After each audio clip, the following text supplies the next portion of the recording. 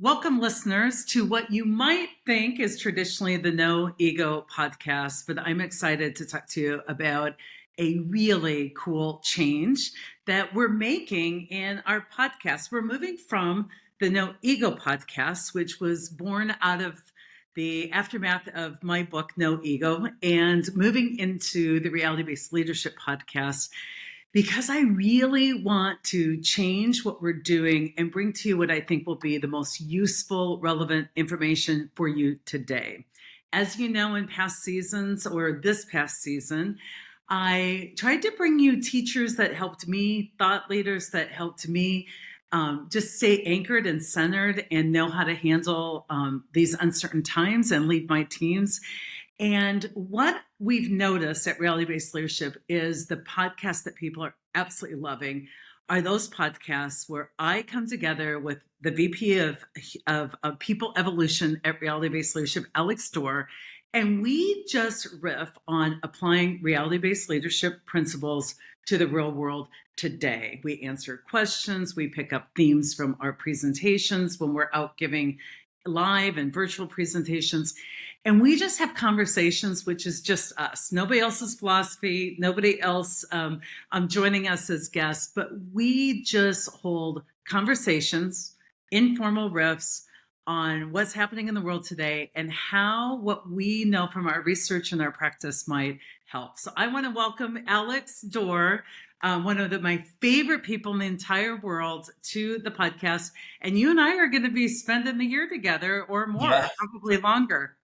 Oh, I love it. I know some of our best reviewed podcasts or we get the most feedback on were where I finally was able to sit you down and be like, Sai, we're talking about this competency. We keep talking around it. And then we Yeah. got so much good feedback, whether it was, change or creating alignment in your team. So I thought if we can pull this off and start doing this more, hopefully we'll get some of that same response. So You'll be I'm so grateful to great. be And doing to this. sit me And down is no easy feat. So, like, I'll hit headquarters in McKinney, Texas, Alex and Anna's home, and they'll sit me down and we'll start jamming on the stuff. And we always say, crap, we should have been recording then you because try some and of redo our, it and you forget everything or it's yeah, not as lively or it's forced. So anyway, yeah. so many of our just spontaneous conversations have such fire content. So I'm excited that we're doing this, and I think it will be really useful for people. So Yeah. I love Yeah, your I'm take on excited. things.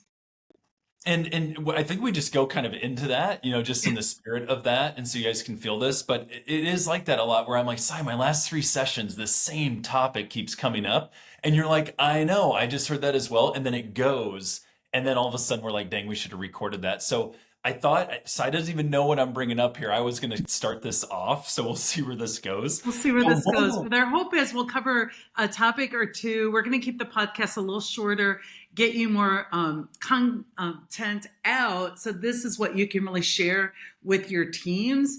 And as always, if you like what we're providing, make sure you subscribe, make sure you share, make sure you rate it, because that elevates our visibility to many more people. So Yeah. so we're excited. This is a rebrand, a relaunch, and let's go. Let's dive in. Let's dive in. So I'll just go right into, for some reason, and this has come up before, but I've been noticing it probably in the last month, and my October's been pretty busy with virtual and in person. But we'll be doing the basics, of reality-based leadership, learning how our mind works, all those things. And then it has been about 75% of the sessions. Someone will raise their hand or come up in a break and say, "This is, good stuff. I see a lot of use cases, but where does trust come into all of this?" And I just feel that keeps coming up. And Si, I'll just riff on a few things depending on the situation that comes to mind when I hear that, because that's a big topic, and we all know it's important to build trust with your teams, build those relationships. But I find that a lot of the tools we teach, whether it is like editing your story and giving benefit of the doubt to your colleagues, that's like a sign of trust. I trust that you're an expert. I trust that your heart's in the right place. I trust that you're doing what you think's best for the organization. So I give you the benefit of the doubt. So that's one pathway I go. And then one of the sessions where someone actually said, "I wish that was recorded." And I'd actually forgotten to record the group coaching session, same type of thing. was it has a lot to do with your alignment to the organization. And, if someone's like, well, I don't really trust that that person's, doing the right thing in their division or their department or in their role. And I almost, in a way, I got into that's almost like you're saying you don't trust hiring. You don't trust if they were educated with like their certification or their credentials. You don't trust the university they went to. You don't trust recruiting. You don't, onboarding. And so I said that in a way we were really close, but it was almost like there's so much you're not trusting there when you say that about, someone's, current, what they're doing at work. Now, obviously, if they're doing something illegal, immoral, unethical, pretty Call the quickly you might hotline. lose some trust. But I thought those are two ways I wanted to start this that I went into. But just what are some of your thoughts about how some of the work we do, we don't talk directly about About trust, but it's trust. all baked in there in many ways with the core principles, I feel at Yeah. least. If I, as a human being, am adulting and focusing on skilling myself up to move through the world freely, and I get very skilled in editing my own story and seeing reality for what it really is, and I can move through life so much more freely. Like, it gives me so much freedom to move through an imperfect world. And a lot of people base their trust on, they really outsource it. I can trust you as long as you never disappoint me. Always communicate perfectly. Do your job perfectly. Never let a ball drop. Never get caught in saying something publicly that we know isn't quite the case. Like, when people lead with "buy me in, prove your love, be perfect," what I know is that's an ego position. That's toggled down. And it's a setup because there's just absolutely no way, if you're outsourcing your psychological safety and well being to that extent, that you will ever feel safe or ever find anyone perfect enough to trust. And I see that a lot where people forget that a lot of trust is a choice. It's a Mhm. choice to take calculated risks with human beings that are imperfect. We're all running fast, doing the best we can with what we have. And the empowered version is, I will trust that you're doing the best you can and you need some improvement and you probably will fail us from time to time.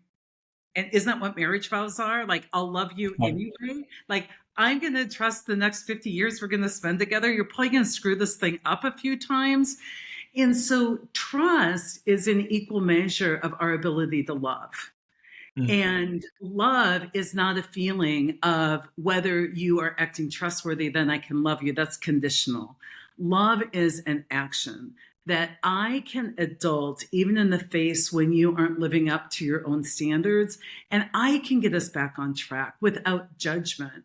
So a lot of people are telling me they don't trust is because they're in such a mode of judgment and critique, and they're in such an ego position. And the ego seems insult where there isn't any. The ego is like looking for the reason to be the victim. The ego is leading with finding what's unsettling. And so when people are really focusing on not feeling trust, I remind them that a lot of times trust is a choice. Mhm. Hope is a choice. Love is a choice. Benefit of the doubt is a choice. And somehow we have given away our choices and we've outsourced that to be dependent upon a world that chronically disappoints us so that we can be the victim. Yeah. Oldest game of ego ever. It's so much you're saying is resonating because I love sometimes we give leaders advice like to you can in some ways get out of that game where maybe you just come clean with your team or you start with your team or wherever you're at in your career and just say I want to just lay it kind of even here. You can trust that I will screw this up, but only daily. And Daily. that's just out there. My aspiration, my hopes are this. Here's some of my principles and some of my non-negotiables and what I hope to be each day. But if I am screwing that up, please let me know and let's have grace and tolerance and begin again or reset or just toggle me up because some people I see out there it's like my leader's got to be perfect. If not, it's like bad leadership and I know it's not an official stat, but it's like 50% of the time you'll have a less than stellar leader, or Yeah. you might and show up on a rough day as a less than stellar leader. And having that grace and tolerance as a team, and if you've even named it, that we will screw this up, and how can we use some of whether it's editing our stories or just coming together instead of away from each other to say, given we're off track, our goal is this, or what would great look like with our team culture is this, and how can we get back towards that? And so just naming that at the start and taking that off the table as being something that would erode trust might be something that you could try as a leader. Definitely. Just like, And people ask me about trust. I'm like, every tool I teach you is a tool that will increase trust. Why? It helps you see reality as how it really is. And the one thing that erodes trust is our story, not our reality. hmm. Our reality is pretty simple. We're a bunch of humans. We're in a messy world. We're working to skill ourselves up so we can move through the world more freely.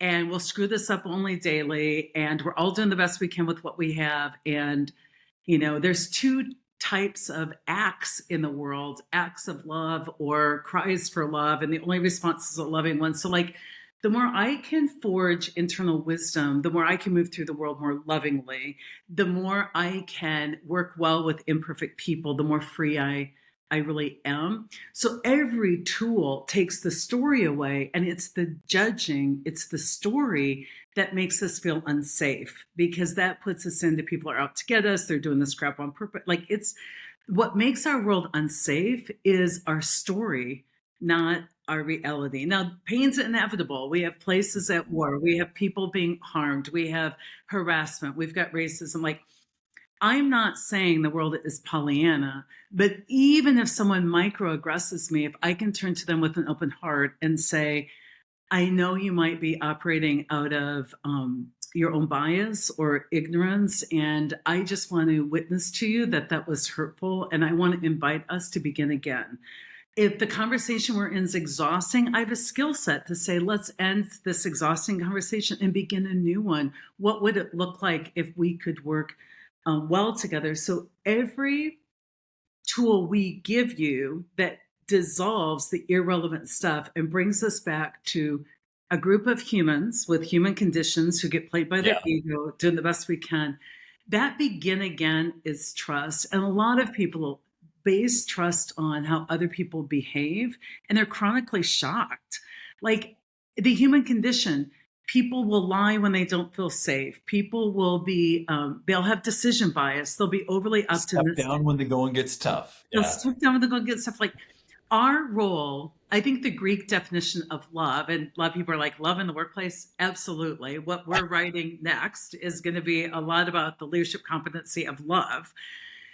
Greek definition of love, one of them, they have many types of love, is let's come together, and my role in your life is to help you be the best version of yourself, which is about turning towards and loving you up and growing and noticing when you're at your best self.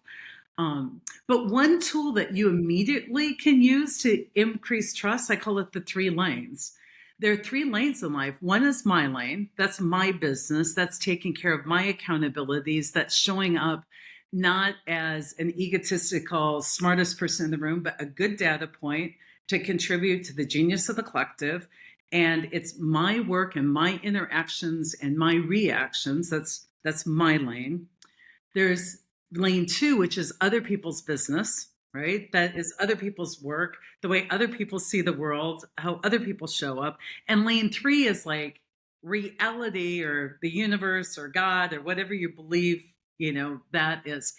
So if I want to feel and choose a lot of trust, the best thing to notice is when I feel my trust is harmed, is that I am out of my lane. When I can't trust other people, I'm out of my lane. I'm in their lane. I'm in reality's lane. I'm in lane 2 or 3. When I can trust is when I'm focused on me moving through the world in my own integrity with an open heart and a curious mind. Then I can trust pretty much all of the world. When I'm embodied, I've done my work for the day. When I leave my lane, I need to leave it helping, not judging, with an open mind and open heart. And then bizarrely, I see the human condition differently. I don't find reasons not to trust. And if I stay out of how reality should work, I have less disappointment and less food for my ego to not trust. So when I'm feeling lack of trust in the world is because I've outsourced. I'm in other people's business. I'm doing that toggle down in ego with a lot of judgment. And the same situation I can feel total trust for when I come back to my lane and just edit my own story and get clear on what I want and ask for it and be open to all the ways we can co-create that and to show up having done my work with an open mind to open heart. Suddenly the entire world changes and it becomes a more trustworthy place. Yeah, um, I love that. I wish I had the visual, but literally writing down the three lanes and seeing where you're at is powerful. And I'm hearing in there a little bit too, like this pattern of for yourself, definitely it's that empathy and then that call to greatness. But others, I see trust can be built if as a leader or even as a colleague, whenever someone comes to you, if they are struggling or toggled down or really in that space that isn't, their highest self, if they can trust that we will receive them with empathy, like hold that space, but Please, then we don't move into sympathy, collusion, we're at the mercy of our circumstances, we're all doomed. And if they can trust that we can receive them, hold the space for as long as needed, but it always ends with that call to greatness. Like, given this unpreferred reality, I don't love this either. In fact, I'd be as frustrated as you are in this situation. But given that, what's one thing we can try to move forward, or who do we need to connect with, or where can we get some support, or what's that way we can impact this or let it go? And I find that with trust, another thing I added when I was speaking with this group is if you are consistent, almost like methodical in your leadership with like three tools where people come to you, we just stop judging, start helping, or we just go empathy and call to greatness. Or if you have like three tools, then when people come to you, because every time they get that relief, they learn to trust you. And then yeah. even with And someone trust that's the more difficult, process, trust the yeah, tool. they trust the process. And so this isn't even really about you. It's just the process, a good mental process. And then they know when they see you with others. So it's all like equal on the team that whoever comes, even if they're off track, you're going to call everyone to greatness after that loving moment. Then you can trust the whole team is being held to that high standard, not some get called up, some don't. And then you're like, well, wait a minute. Now there's still your part to play if that is happening. It's not meaning you're at, you can use that as a circumstance. That's the individual part. But as a leader, if you're able to do that in a way that's fair to all, because you're calling everyone to greatness, I think that builds trust from a team perspective that whoever comes to you, no matter how much they're struggling, they get a lot of the same modern leadership to love them up and call them up. So I don't know what your This thoughts is on that side, but I see Alex. that. No, because I think as a leader, we try and get fancy and clever and deal with like each individual situation differently. And what people need in leadership is good mental processes. So we begin to trust the process. And a lot of people would tell me they don't trust others, trust something worse, which is their own thinking. I'm like, so what is your point of reference? Like, what do you trust? Well, I know this happened. And I'm like, oh my gosh, you're believing your own thinking. You're trusting the fake news in your head more than you're trusting like a colleague who cares about you. Like, what? As That's like the not now information instead of the now facts information. Yeah. Exactly. And so I just really think the more standardized we can get with good mental processes and the less we can trust our own take on the world. Like, I want people to feel their feelings, but don't trust your feelings. I want people to use our tools to question their thinking and see reality more clearly, as it really is. And so I really agree with you. And Lou Holtz, football coach for Notre Dame for years, for I didn't people expect a Lou Holtz. who This has got, aren't 59 years old, right? Like me. I didn't But expect I'll this. never forget, I heard him talk when I was young. And he said, people that are in your lives, on your team, that you're, working with or leading, have three questions that they need answered. And the first question is, do you care about me? And I mean, not care about what results I bring you or care about the facts that, I'm an object or, in his case, a wide receiver that, Oh, the does the system. job. But do you care about me and how I'm doing and how my family is? And so I think it's important to lead with caring. And when the pandemic hit, I was out there preaching so much about accountability and calling people up because I just assumed people were loving people up. And we had to go back to the beginning. And I'm like, no, no, no, this has to be based on love. So question number one, do you care about me? Question number two is, can I trust you. And that trust doesn't come from you bailing me out, or that trust comes from when I come to you, will you give me consistent leadership? Can I, like, oh, do you care about me? But can I trust you? And a lot of times we see maybe some real feedback hurting trust, but real feedback actually increases trust. Hmm. It's not that you won't screw up, it's the ability to make amends that increases trust, the ability to not gaslight people and say, no, I can see how you would see the situation exactly like that. And I want to tell you, I'm sorry. And here's my insight. And how can I make it up to you? And then the last thing they want answered is, do you care about excellence? Do I see you calling me up and calling other people up? Can I trust that you will care about excellence? And what's not in here is a margin of error that's slim. And that's where I think a lot of people don't want to get in the mess. If we want good workplaces and good working relationships, we've got to take the margin of error we give people, which is sometimes razor thin, and we've got to expand that so that if we want diverse workplaces that are inclusive, and we've got to expand this margin of I don't even call it error, but just margin of grace, so Hmm. that if I'm a little quiet one day, it isn't just a judgment that I'm righteous and a bitch. Like, that there's room for me to be quiet some days, there's room for me to be more passionate some days, there's room for me to like lose my shit, sorry to speak, and although I don't like to do that often, to come back and say I was really wound up about that. And when I think about the relationships in our company, um, I have screwed those up. Like, I've taken emails and just totally something very sensitive to me been like, what the heck?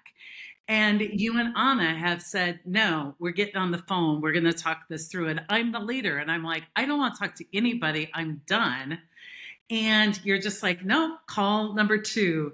And then give me time, call number three. And at times it's embarrassing for me to say that, but the margin of error that you granted to me cemented our trust that we can do hard things together. We can turn towards one another. And for a lot of people, they're studying workplace trust, and what they need to be studying is like Gottman's marriage principles Yeah. and relationship principles. And because a lot of us are going solo longer in our lives right now, and we are really getting under practice at messy stuff. Yeah, yeah.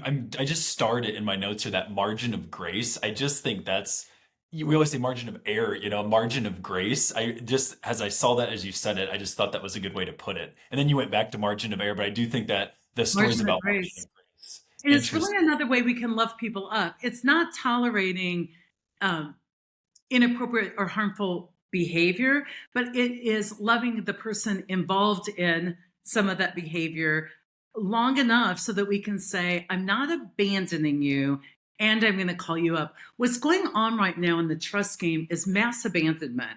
You have a margin of grace that's 1 inch thick, and you screw that up daily. And my response to you is abandonment or cancel Yeah. you.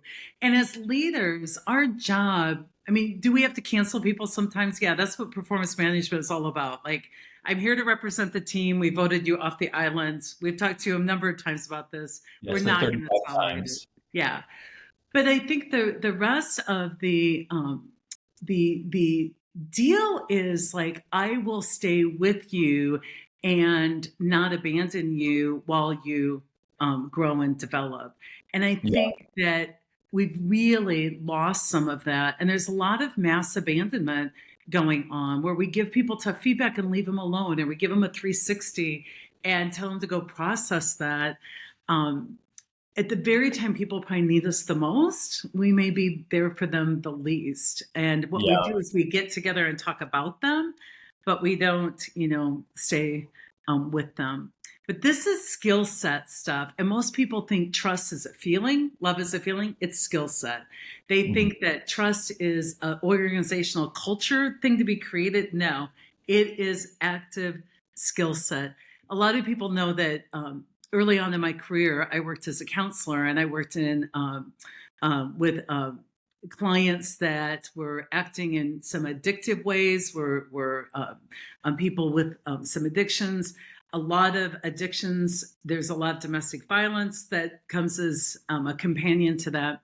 And I worked in aftercare with a group of women that were victims of domestic violence, just happened to be a female group.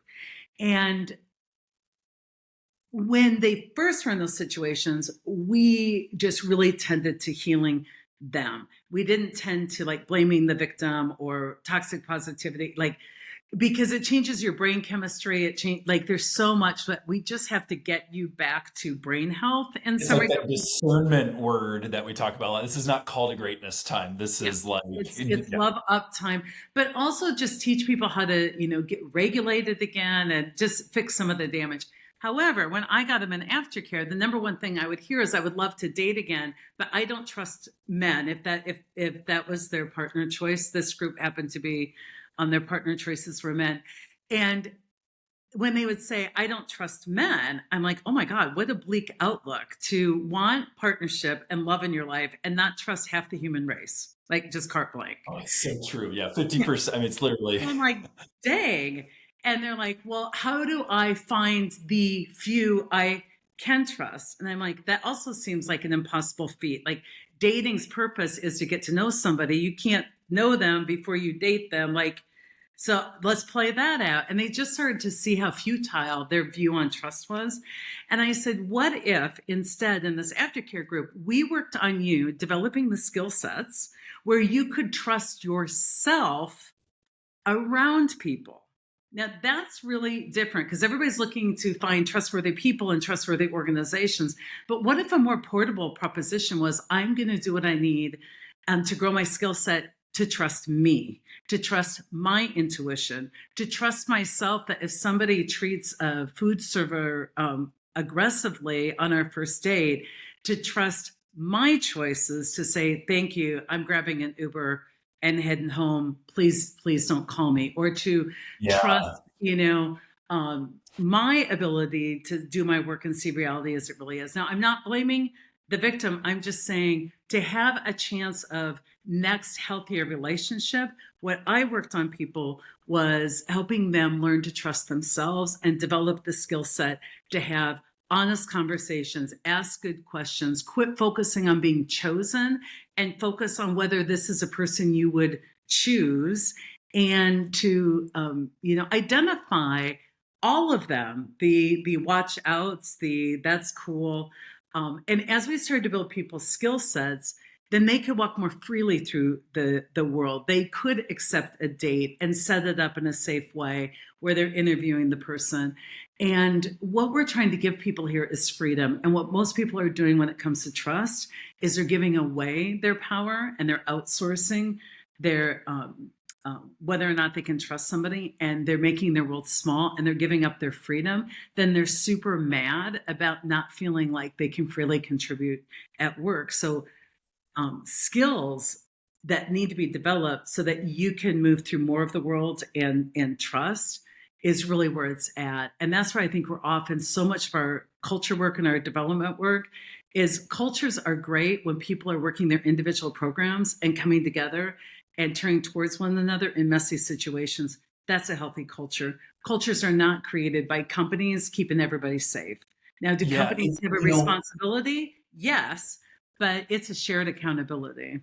Yeah, like it's so funny the way I saw that. There's a visual that came to my mind, and I don't know if you. It's probably it'd be literally the first slide I present. Like it's like the intro slide. The first slide is that human condition, the troublesome trends model we call it. Some of you have probably heard from either Sai or I, but it's got the BMW slide in there if you've been, and if not, you'll hear it sometime. But what happens is we like step down, we BMW drive in the situation, and then you wish for a different reality. And you're like, if only reality was perfect. But then the point we bring up there is what if you got more skillful to succeed in that current reality? Or what if you got so skillful that you could trust your approach, your skills, your ability to set boundaries, your ability to say no, all those things, you trust those skills, even up until that point, if you're really scared. I mean, self-defense is in there. There's kind of physical skills in your example you could learn. Not that you should have to, but the world is as the world is. And we're not blaming the victim, but raise your skill set, then you can be more successful in whatever reality comes your way. So now you're back out there more trusting of the world. And then hopefully, in that case,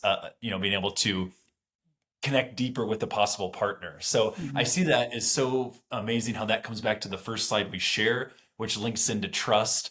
Are you going to wish for different realities that are bubble wrapped where you can't ever feel any like fear, pain, anxiety? Or are you going to learn some skills to be able to handle those situations and move forward anyway? So, And the um, and in this is that should we still be working to create workplaces and world places that don't have um, these aggressions and things that are harmful to people. Absolutely. But what you'll notice as you're listening to this podcast is the ego is like, oh, blaming the victim. Oh, gaslighting. Oh, the ego will take everything it can to kill the and. The ego hates the word and. And for me, it's like there is such freedom and accountability because if I don't have the ability to account for my choices, my decisions, my denials. Now, I'm not to blame for some of the times I've been in very abusive situations because I've been there. I'm not just preaching this. I do need to look at with accountability because the truth will set me free. Oh, that's when I abandoned myself not to be abandoned, and I see it right now in so much corporate culture. We'll have town um, hall meetings, and the leaders are just having to sit calmly, and people are saying leaders should tell the truth, and leaders should give people benefit of the doubt, and leaders should like understand our life, and that we're human and we need flexibility, and they're accusing leaders of being liars and like gaslighting. I mean, the the double standard I'm seeing right now, where a lot of people demanding leaders are kind of non-human as they want to be seen as humans, is ego stuff. It's like righteous lashing out. And anytime you're trying to seek anger through lashing out to justify similar abusive behaviors, like you have gone from victim to perpetrator. And I well, think too many people are just cycling around victim to perpetrator. And let's say, like, what if we all just came together as imperfect humans and like brought love back in and curiosity and compassion? and some of that core research on accountability that we have is like high accountable sort differently, and it links to trust. It's like, so that whole, like, I know you brought up blaming the victim. It's like you step back once you're out of the dangerous situation, and then you might, if you can get there, say, what's my part in it? And then it's like, so here's what happened when I don't prefer, like in the workplace, what's my part in it, in the mess? And then what's left over is something the organization might help with. It's usually pretty specific. But those in a lower state of accountability tend to say, here's what's not going well, skip the what's my part in the mess, and go right into a list of everything that needs to change in reality for me to be able to step in and trust and engage. And so that tool we love is like, write down what you're not really loving, maybe in your workplace or on the team. Like, we need better communication, we need more trust, we need more transparency. Second sheet, what's my part in that? And that always hits me like a ton of bricks, because if I get honest, I'm like, well, better communication. I guess I keep skipping over those emails that are the updates. I could read those emails instead of just put them straight into, spam. So if I was reading the email, maybe communication would be better. So I even see my part in that when I'm frustrated about something. There's always a part I'm playing where I'm not following up. I'm not, trusting my gut. And then what's left over, you might have a clear ask. Like, could we move the email to Monday, or I mean to Tuesday instead of Monday? So now It's a I'm lot clear that cleaner, right? Because you've already sorted your part out. I've sorted out my part in it. So hopefully And people that's, are more willing to do what you ask when they see you've shown insight. So, like, an yeah. amend is not an apology. It's like, I'm sorry, I can see how I've harmed you. I have insight around this, and I have an ask. What can I do to make that right by you? I think it's so, so important. I have a really quick tool that we haven't written about that came from a Seinfeld show called Instinct or Opposite. I don't know Okay. any Okay. Seinfeld. Loopholes, and Seinfeld was not in the script for this side. Yes. So there's this one episode of Seinfeld where the question is like, should we go with instinct or opposite? It really is making the point that a lot of times our instinct is right, and sometimes our instinct is like the worst thing to do. So what I know about me is I have triggers, and I have, we all have just our own stuff we bring. And more often than not, I need to not go with my instinct when I'm in a heightened activated stage, and I need to go with the opposite. So, like, let's say that I feel hurt by somebody. Instinct is to get into, oh no, you just didn't. And like, My instinct is to like set you Assassination. right. The opposite is, can I get vulnerable and turn towards somebody? And so for me, what I'm realizing is a lot of my, what I would call instinct, lately has been from ego. And that big part of me is just taking a moment and going like with the opposite. And what that is doing is I am feeling seen in a way that makes me trust people. And I'm seeing them in a way that increases our trust. And I think for me, I'm focusing a lot on when I'm with people, seeing people, like so they feel seen or heard. And I feel seen and heard. And somehow that works on trust just really indirectly. So I'm doing a lot less instinct because I'm really reactive right now. The world's kind of a weird place. And a lot more like opposite, which is just like, what would, some great saint do? And I'm just trying to do that more. And what I find is, especially in the last couple of days, it has led to very imperfect conversations of very soft-hearted people turning towards one another and feeling so seen, heard, and trusted and able to trust.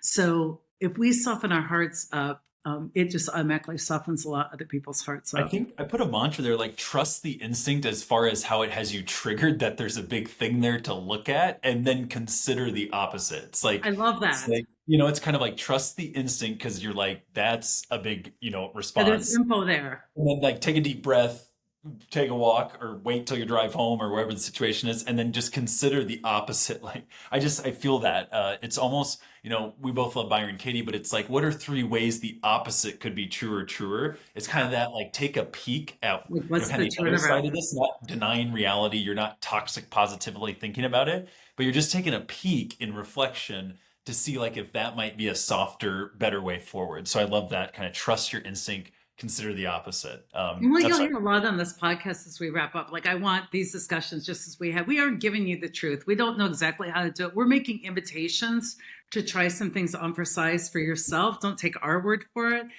but to just entertain bigger spaces for yourself, um, and just open yourself up more because what I know is good for us is more options, not less. And there's a lot of people who are like, I know, and here's the answer, and here's how this will play out. And I'm just like, what if we could expand all of that and just have a lot of ands? It's like all of it. Like, what if I can feel my feelings where I'm just super ticked, even though I know what I'm mad about is a story I made up? I'm like mad. And I value relationship and I can turn towards, like, you'll hear a lot in this podcast about all of it, all at once, everything. I think there's a movie on that I haven't seen, but when people come out of big experiences and they have big insights, we ask them, like, what's the bottom line? They say things like, it's all of it, all at once, everything, all together, like all of it's true. And it seems like bliss and spiritual awakening has that one component in it where people realize that it's all of it. Love it. Love it. Well, I think keeping these shorter side, I think what we'll do is take the tools that we know. I got notes here. We're going to put those in the podcast notes. Some of them we have, that are more practical, like a tutorial video. So if you're like, oh, so I talked about editing the story, here's the a link to that. Those are like quick watches if you want to try out a tool. But we'll try and make sure we tie this down to the practical stuff we have in our library. But hopefully more of these coming, and we will keep them going your way as listeners and as viewers, and let us know what topics might be top of mind through these channels. We'd love to do more like this. Awesome. Alex, thanks for creating this. It's been a great brainstorm of the team. We'll see everybody on the next episode. We're going to keep these coming. This is going to be our season, so it should be good. Let us know your thoughts. Do you like this format? Do you like just our random conversations? And give us ideas. So thanks, everybody. If you're loving this, pass it on, hit subscribe, like Sure. it. Sign up for our newsletter if you're not already getting it. realitybasedleadership.com/newsletter should get you signed up. And it's exciting times. Let's do this thing. Thanks, Alex. Yep. Take care, everyone.